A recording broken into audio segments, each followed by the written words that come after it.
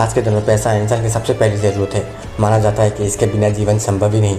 हम इसके विभिन्न स्वरूप को अपने जेब में लेकर घूमते हैं, जैसे सिक्के और कागज़ वाली मुद्रा। ऐसे में यदा कदा आपके जहन में ये सवाल तो ज़रूर आता होगा ना कि ये रुपया बनाया किसने, इसकी ज़रूरत क्यों पड़ी।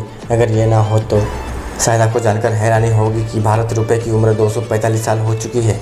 इन सालों में भारत रुपये ने मुगल से लेकर कई और दौर देखे हैं। आज भले ही बाजार में रुपये की हालत पतली हो चुकी है, लेकिन एक समय ऐसा भी था जब भारत रुपये का लोहा दुनिया मानती थी। तो आइए दोस्तों, जानते हैं भारत रुपये के बारे में हर वो बातें जो आपने पहले कभी नहीं जाना होगा।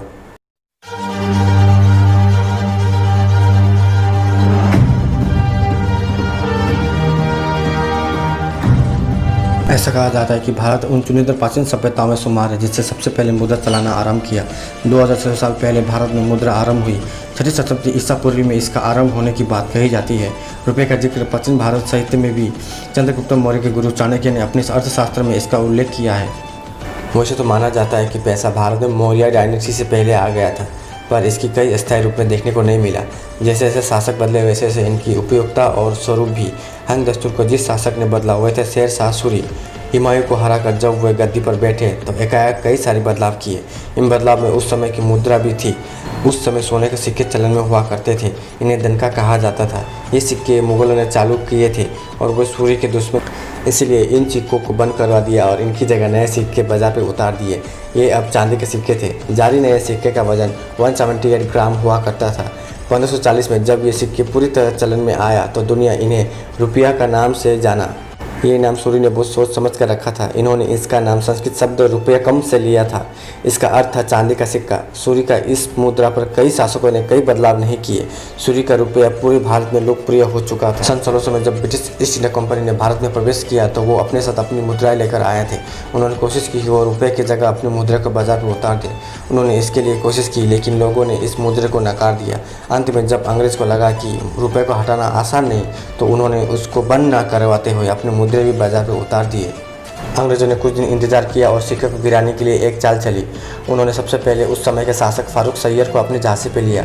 फिर उसके सहयोग से मुंबई में अपने सिक्कों को लागू कराने सफल रहे। उन्होंने 4 तरह के सिक्के बाजार पर उतारे थे: कोरोलिना यानी सोने के सिक्के, एंजेलिना यानी चांदी के सिक्के और टाइनी यानी टिन के सिक्के।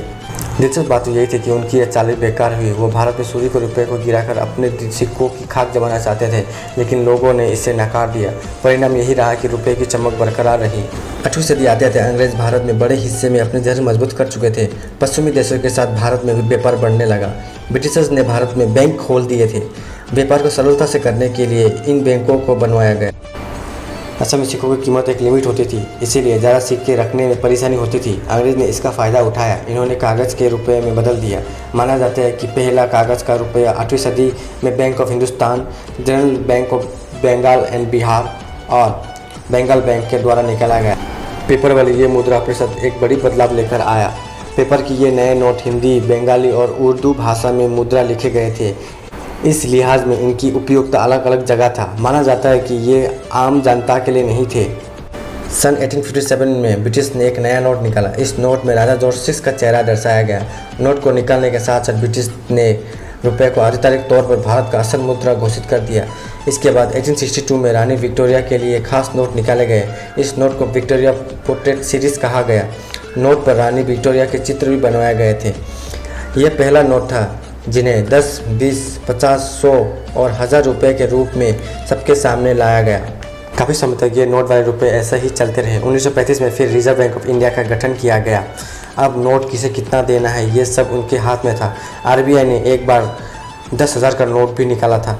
भारत की आज़ादी तक ये 10,000 का नोट लागू रहा। बाद में इसे बंद करवा दिया।